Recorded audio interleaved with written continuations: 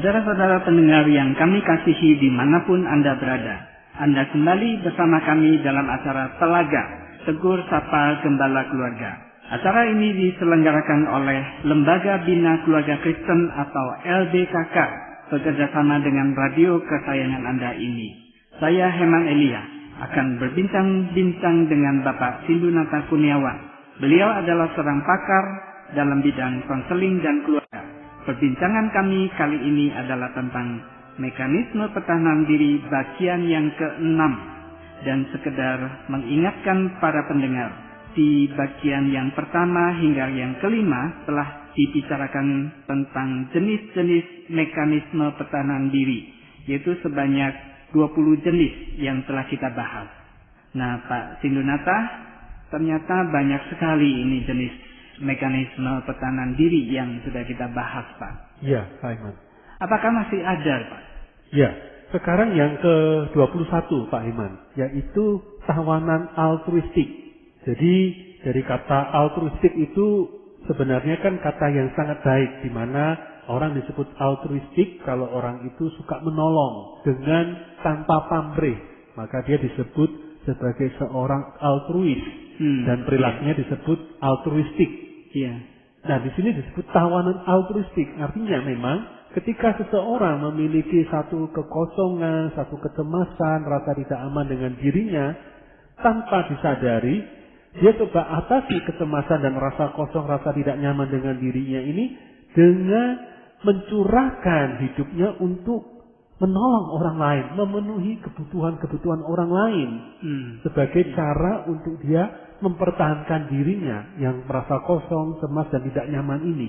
Jadi ada persoalan juga di sini ya, meskipun dalam bentuk tindakan yang baik, yaitu menolong orang lain. Betul. Kembali seperti kita pernah bahas, perilakunya tampak baik, tetapi yang perlu kita kenali motifnya. Yang ini yang kadang memang secara kasat mata kita tidak bisa langsung mengenali. Tapi dari proses mengenal, berdialog, mengenal latar belakangnya, dan perilaku menolongnya itu, perilaku altruisnya itu seperti apa, maka kita akan kenali. Di mana yang mengalami atau yang menerapkan model tawanan altruistik ini, dia menolongnya ini benar-benar tanpa batas. Sampai-sampai dia sakit-sakitan, sampai-sampai makannya berkali-kali terlambat, hingga dia akhirnya mengalami mengalami pendarahan di pencernaan, mengalami sakit ini dan itu. Loh, kok bisa sih kamu menolong orang lain? Kok sampai berlebihan sih? Sehingga kamu hidupmu jadi kacau, jadi jatuh sakit. Lah ini sangat bisa kita menduga kemungkinan dia mengalami tawanan altruistik ini, Pak Iman. Oh iya, ini menarik ya. Ternyata tingkah laku yang baik, seperti menolong, betul, tapi bisa jadi tidak sehat atau kurang sehat ya, Pak ya? Betul. Iya, iya. Pak, mungkin ada jenis yang lain lagi selain ini tawanan altruistik tadi, Pak. Ya, yang ke-22 yaitu fantasi. Fantasi? Ya. Bagaimana? Jadi fantasi ini di mana seseorang menerapkan mekanisme pertahanan diri, mengatasi rasa cemas dan kekosongan dirinya itu dengan cara menciptakan gambaran-gambaran mental yang tidak nyata atau mustahil sebagai cara untuk dia mengisi kebutuhan psikologisnya itu. Bapak tadi katakan tidak nyata. Mungkin bisa diberi contoh tidak nyata seperti apa, Pak? Jadi dia lebih banyak melamun secara berlebihan. Seandainya ya, aku punya teman ini, atau aku membayangkan aku orang yang digandrungi banyak orang, aku orang yang ganteng, yang cantik, orang memuja-muji aku, dan dia kemudian menciptakan mungkin teman-teman fantasinya dia. Gimana kabarmu? Aku senang loh. Ini lihat, aku ini dikagumi banyak orang. Jadi dia tenggelam pada lamunan secara berlebihan, menciptakan khayalan-khayalan yang tidak ada. Sebenarnya ini memang bentuk cara dia untuk mengatasi itu tadi rasa cemas, rasa tidak nyaman. Jadi dia hanyut pada lamunan ini daripada dia melakukan sesuatu yang nyata, tapi dia lebih banyak termenung dan tenggelam kepada lamunannya itu. Wah, bisa menjadi perilaku yang kurang efektif juga ya, Pak. Betul. Ya? Selain juga Karena ini karena mekanisme pertahanan yang kurang sehat ya Pak. Betul Pak Iman. Mungkin ada jenis yang lain lagi ini Pak. Iya, jadi sejalan dengan fantasi itu Pak Iman, itu kita masuk kepada nomor yang ke-23, yaitu mekanisme pertahanan diri yang disebut idealisasi. Bagaimana itu Pak? Berakar dari kata ideal, sebuah mekanisme pertahanan diri di mana seseorang memikirkan sesuatu sebagai yang ideal, yang sempurna, atau mendekati kesempurnaan. Seperti itu ya. Yeah. Jadi sebenarnya mirip dengan gejala fantasi yang tadi baru saja kita bahas. Yeah. Tetapi di sini yang lebih nyata lagi, kalau fantasi itu lebih imajinasi, khayalan. Kalau ini lebih tajam lagi, yaitu ideal. Wah, aku yang hebat. Wah, aku yang punya tinggi badan yang seperti ini, gitu ya. Atau dia mengidealkan teman-teman. Aku akan cari teman yang ideal, yang sangat baik, sangat ramah. Aku akan mencari hal-hal yang ideal, lingkungan yang ideal. Dari sini sebenarnya, jadi dia akhirnya meremehkan sisi-sisi yang terbatas. Apa sih? Kamu tidak aja kok dibanggakan. Gitu aja kok hebat, masa hebat. Itu kurang ideal. Itu kurang sempurna. Yang ini loh yang cantik seperti ini. Yang pintar tuh yang seperti ini. Yang hebat tuh yang seperti ini. Jadi dia mengalihkan sisi-sisi yang dia merasa kurang, merasa dia cemas, dialihkan dengan dia menciptakan gambar-gambaran yang sempurna dan ideal. Dan itu sebenarnya sebagai bentuk cara dia untuk mengatasi yang dia tidak sadari kecemasan itu Pak Iman. Bukan hanya mengganggu diri, tapi bisa juga mengganggu orang lain. Betul, ya? Betul. Akhirnya orang merasa, oh kamu ini kok pernyataanmu, gambaran-gambaranmu yang kamu cari, itu sesuatu yang nggak masuk akal. Akhirnya orang juga capek berteman, bersahabat dengan orang yang demikian. Saya jadi kebayang mungkin ada teman-teman yang kadang-kadang susah sekali mendapatkan pasangan hidup. Mungkin karena idealisasi ini jangan-jangan. Oh ya, tepat Pak Iman. Saya bisa sepakat dengan opini Pak Iman ini ya. Ya, jadi dia sebenarnya sedang mencari seseorang yang tidak ada dalam kenyataan, yang akhirnya menghambat diri dan pertumbuhannya. Meskipun ya belum pasti orang yang tidak menemukan pasangan hidup melakukan idealisasi. Betul, ya kita tidak bisa balik. Seperti itu Pak Iman. Menarik juga ya, dan harus disadari kembali lagi ya Pak. Betul, betul Pak Iman. Mungkin ada jenis yang lain lagi Pak. Ya, jenis yang ke-24 yaitu devaluasi. Dari kata ini kita cukup familiar ya, cukup akrab. Jadi devaluasi ini penurunan nilai. Jadi di mana seorang melakukan mekanisme pertahanan diri di mana dia memberikan kualitas yang negatif, penilaian yang negatif secara berlebihan kepada diri sendiri ataupun kepada orang lain. Jadi dia misalnya, aku gak butuh orang lain kok. Apa sih orang lain itu? Mengganggu. Lebih banyak menimbulkan masalah buat aku. Kenapa? Bersahabat. Merendahkan nih. Ya. Merendahkan. Dia menganggap, aku bisa hidup seorang diri kok. Ngapain? Karena orang lebih banyak mengganggu daripada aku. Aku oke dengan diriku. Aku bahagia. Aku gak bergantung pada orang lain. Aku bahagia dengan diriku. Kamu aja yang merasa aku sepertinya bermasalah. Aku oke kok dengan diriku ini.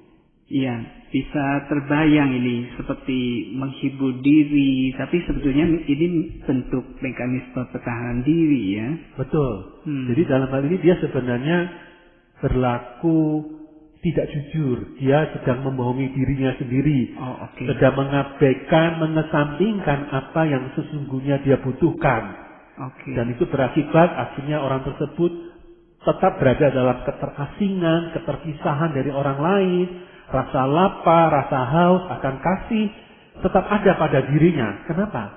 Karena dia rupanya tidak mau mengambil risiko. Risiko untuk dikasihi dan mengasihi orang lain yang begitu besar.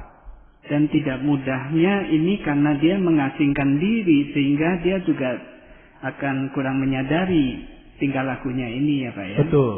Jadi dia rupanya kalau kita lacak Pak Iman, kemungkinan memang punya pengalaman-pengalaman disakiti dan dia geri gitu ya. Artinya, aduh aku nggak mau. Dia masih menyimpang rasa sakit itu dan akhirnya dia udahlah aku jaga jarak. Tak penting semuanya itu. Oke dengan diriku yang sekarang ini. Oh ya. Pak, mungkin ada jenis yang lain lagi ya Pak ya? Ya, yang ke-25 yaitu somatisasi Pak Iman. Somatisasi. Ya. Tapi bagaimana itu Pak ya? Jadi somatisasi itu dari akar kata soma. Soma ini artinya tubuh. Jadi dalam hal ini muncul seseorang ketika dia mengalami berbagai hal kecemasan, ya, tekanan-tekanan psikis, kemudian itu rupanya memukul pada kondisi kesehatan tubuhnya. Jadi dia memang mengalami misalnya hipertensi, serangan jantung, gula darah yang tinggi, migrain, sakit mah, dan berbagai hal yang lain memang ada. Jadi memang ada buktinya secara medis. Kita ingat Pak Iman yang lalu pernah kita bahas konversi. Ya, benar. Jadi kalau konversi ini keluhan fisiknya itu secara medis tidak ada sebenarnya. Oke. Jadi sebenarnya dia tidak mengalami kelumpuhan fisik yang sesungguhnya. Tetapi kalau somatisasi ini dicek medis memang dia sakit. Oh. Dia memang mengalami gangguan-gangguan fungsi tubuh tertentu. Dokter memang menemukan. Tetapi sebenarnya akarnya itu persoalan-persoalan psikis, persoalan-persoalan emosi, kecemasan yang tinggi. Dan itulah yang membuat dirinya akhirnya mengalami kondisi kelemahan fisik atau sakit yang demikian. Jadi dia sebenarnya merupakan mekanisme pertahanan diri untuk akhirnya dia punya alasan untuk tidak bekerja, alasan untuk tidak berbuat sesuatu. Memang karena tubuhnya memang sakit. Tapi sebenarnya ketika di akhir itu ada endapan-endapan psikis, tekanan kejiwaan, kecemasan, rasa tidak nyaman yang bahkan berbulan-bulan atau mungkin bertahun-tahun tersimpan dalam hatinya. Iya. Pak, saya juga mengenal cukup banyak orang ya Pak. Kalau menghadapi masalah tertentu ini sakit kepala. Betul. Kadang-kadang sakit kepala sebelah gitu. Ya. Dan sakit kepala itu begitu kuatnya. Ya. Apakah ini juga termasuk somatisasi ya Pak? Bisa. Oh. Bisa demikian Pak Iman. Oke, iya. Jadi dalam hal ini kita tidak bisa memastikan Pak Iman ya. Kembali hukumnya adalah kita tidak bisa menghakimi semata-mata pada perilaku. Oh, iya. Tapi kita perlu mengenali pola kehidupan orang tersebut secara keseluruhan. Iya. Pola relasi, pola emosinya, dan peristiwa-peristiwa yang mengitari hidupnya. Iya. Dari hal itu barulah kita bisa melakukan sebuah penilaian apakah orang tersebut mengalami somatisasi atau tidak demikian. Iya. Tapi mungkin di sini sulitnya ya. Kadang-kadang misalnya orang itu merasa dirinya sakit dan diperiksa-periksa ya nggak ada sakitnya begitu. Nah, tapi kan kadang-kadang juga belum tentu bahwa tidak ada penyakit ya. Iya. Kadang-kadang penyakitnya masih tersembunyi apa itu. Betul, betul. Memang repot juga ya untuk kemudian memastikan bahwa ini somatisasi atau bukan ya Pak. Ya, jadi memang akhirnya yang perlu dilakukan ya pemeriksaan menyeluruh ya. Kalau kita sebut istilah teknis yang kita banyak pakai di masyarakat itu general check up. Sebenarnya kalau kita kaitkan dengan bahasan kita ini Pak Iman, yang namanya general check up atau pemeriksaan medis secara umum mestinya bukan hanya organ-organ tubuh, fungsi-fungsi tubuh lahiriah, mestinya juga mencakup kondisi psikis. Oh ya, bisa tes orang mengukur tekanan kecemasan yang dia alami, mungkin mengerjakan beberapa asesmen psikologis atau psikotes berkenaan dengan kecemasan, berkenaan dengan hal-hal intinya yang tidak nampak secara fisik. Itu pun juga perlu ngecek riwayat kehidupan dia. Wah, ini memang pekerjaan yang kompleks, tetapi itu akan benar-benar menjadi general check up atau pemeriksaan umum yang komprehensif, yang menyeluruh dan boleh katakan ya nyaris holistik. Dari sana kita akan bisa melihat apakah dia memiliki mekanisme pertahanan diri dan mekanisme tertentu apa saja. Itu mungkin baru bisa lebih terbaca Pak Iman. Jadi ada banyak masalah-masalah kesehatan yang bisa menjadi serius seperti tekanan darah tinggi, mungkin diabetes. Oh, ternyata juga bisa berkaitan dengan masalah-masalah psikologis seperti ini. Iya ya, betul Pak Iman. Jadi memang tubuh itu kan tidak pernah lepas dari kondisi emosi dan jiwa. Jadi dipengaruhi itu, dan juga tubuh pun juga bisa mempengaruhi kondisi emosi dan jiwa kita. Tubuh yang sakit juga, emosi dan jiwa kita juga mengalami ketertekanan, saling kait-mengait, tidak bisa kita pisahkan begitu saja.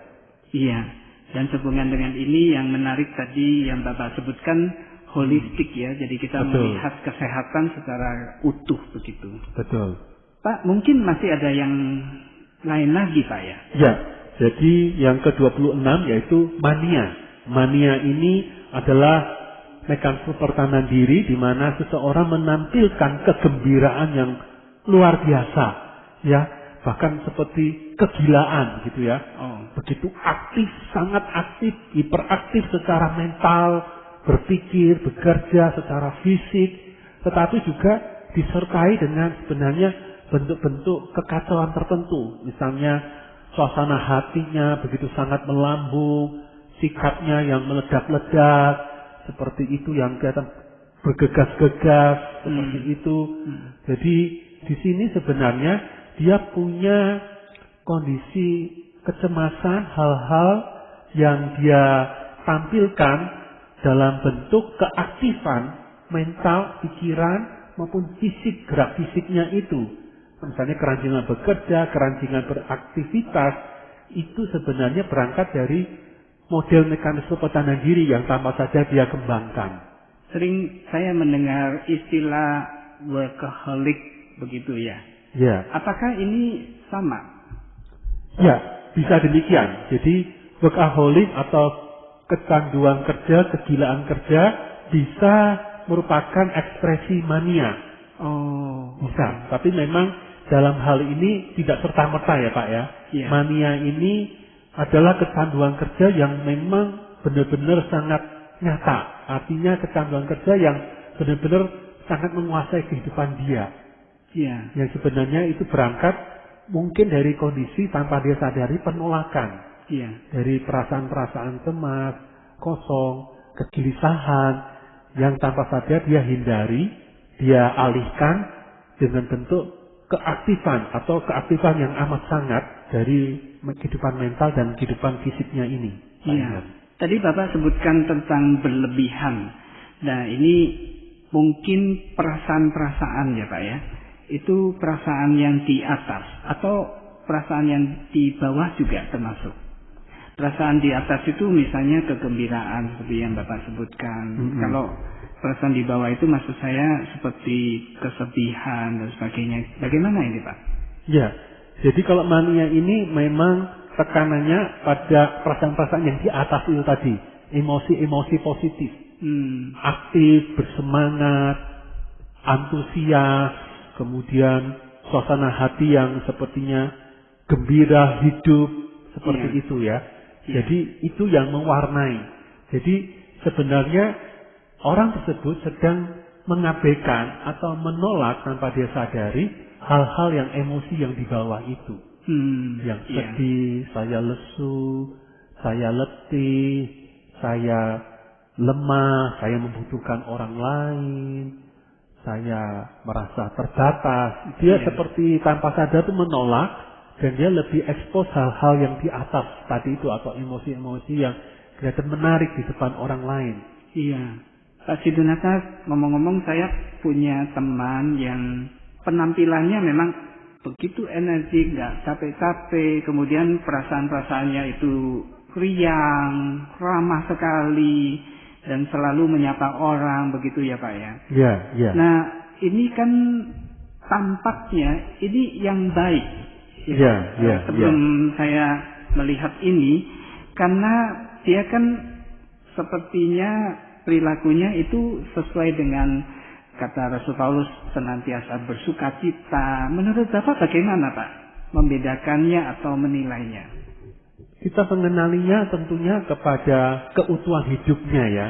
Apakah sisi-sisi hidup yang tidak nampak oleh kita, yang tidak nampak oleh kebanyakan orang tetap berjalan dengan baik nggak? Misalnya apakah dia orang yang istirahatnya cukup, apakah dia memiliki tanggung jawab dalam kehidupan pribadinya, kalau dia berumah tangga dalam tanggung jawab sebagai suami, istri, atau sebagai anak, terhadap anak, terhadap orang tua, atau terhadap mertua, itu berjalan dengan baik nggak?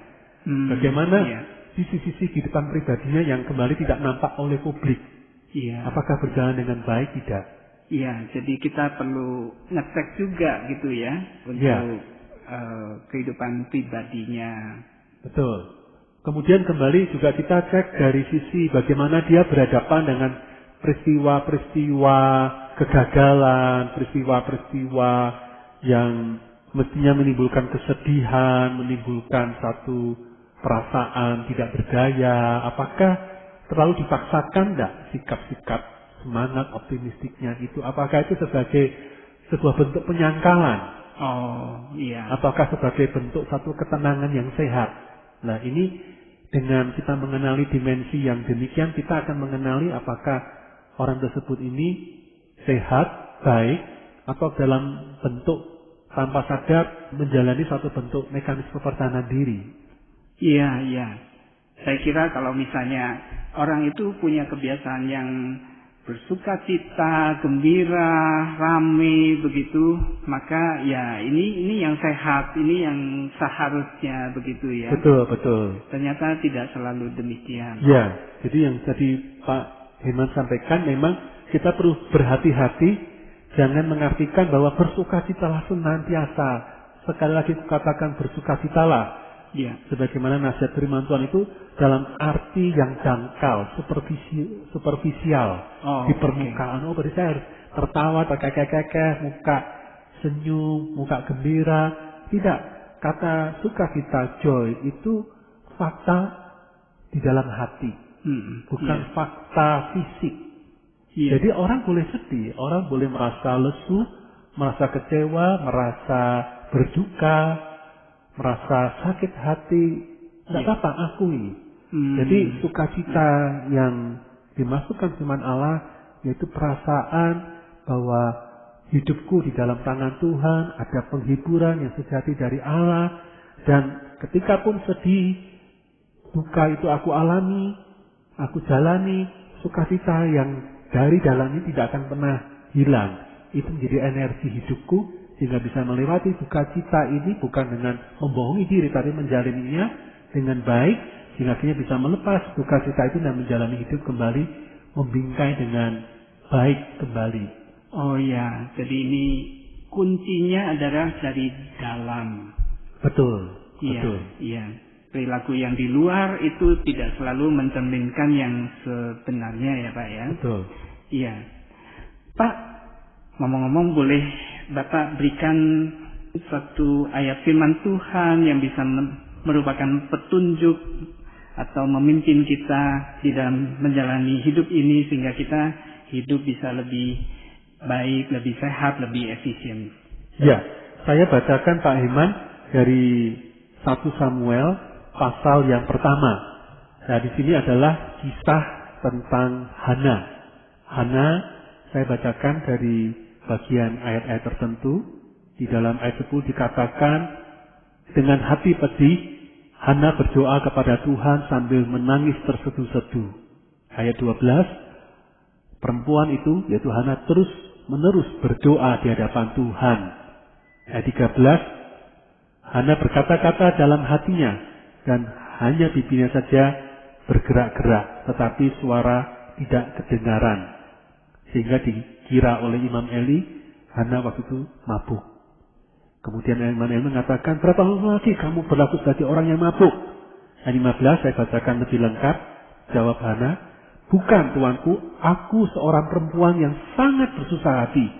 Anggur ataupun minuman yang memabukkan tidak kuminum, melainkan aku mencurahkan isi hatiku di hadapan Tuhan. Ayat 16, sebab karena besarnya cemas dan sakit hati, aku berbicara demikian lama di hadapan Tuhan. Jadi di sini Pak Heman, saya menyoroti sisi bagaimana Hana gambaran seorang yang sehat.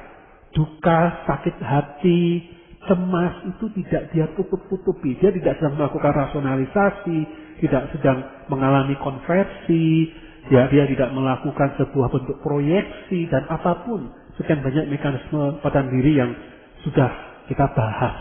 Tapi dia mengakui di hadapan Allah, dia ceritakan, dia kan dia bisa sedemikian lama berdoa, tapi tidak bersuara itu pun lama. Umat kami. Jadi dalam ini bukan saya yang mengatakan harus tidak bersuara ya. Bersuara silahkan. Intinya curahkan isi hati kita apa adanya di hadapan Allah dan juga baik kepada manusia. Ada orang-orang yang bisa kita percaya, konselor, hamba Tuhan, sahabat seiman, ya orang tua, saudara yang bisa menerima kita. Mari ceritakan. Dengan cara itu kita menyadari, mengenali, mengakui perasaan-perasaan negatif, tekanan-tekanan psikis yang kita alami, maka kita akan melepaskannya kepada Allah, kepada orang lain, dan itu kita akan menyambut sisi yang baru yang Allah sediakan, sisi yang baru yang Allah berikan, restorasi, pemulihan, sehingga kita nggak terjebak pada penipuan dan pembohongan diri, tapi menjadi orang yang otentik, orang yang apa adanya, orang yang kita bisa kenali diri kita, oh kamu orang yang manusiawi, kamu orang yang tidak memakai topeng. Kamu bisa menjalani hidup saat sedih, bisa mengalami kesedihan, saat senang, kamu bisa berbagi kesenangan dengan orang lain. Dan itu akan menjadi tempat yang baru untuk kita akan mengalami berkat Tuhan. Sebagaimana Hana bisa tampil apa ada di depan Tuhan, maka kemudian Tuhan memberkati dengan memberikan apa yang Hana butuhkan, yaitu seorang anak, bahkan beberapa anak, sama dan adik-adiknya. Karena dia menjadi orang yang apa adanya, otentik, jujur pada diri, jujur pada Allah, jujur pada manusia. Terima kasih Pak Sindunata. Kita telah mengakhiri perbincangan kita dengan topik mekanisme pertahanan diri. Para pendengar sekalian, terima kasih Anda telah mengikuti perbincangan kami dengan Bapak Sindunata Kurniawan dalam acara Telaga Tegur Sapa Gembala Keluarga. Kami baru saja berbincang-bincang tentang topik mekanisme pertahanan diri, bagian yang ke-6. Bagi Anda yang berminat untuk mengetahui lebih lanjut mengenai acara ini, silakan menghubungi kami lewat surat. Alamatkan surat Anda ke Lembaga Bina Keluarga Kristen atau LBKK, Jalan Cimanuk 56, Malang. Anda juga dapat mengirimkan email ke telaga@telaga.org. Kami juga mengundang Anda mengunjungi situs kami di www.telaga.org. Saran-saran, pertanyaan, serta tanggapan Anda sangat kami nantikan. Akhirnya dari studio kami mengucapkan terima kasih atas perhatian Anda. Dan sampai jumpa pada acara Telaga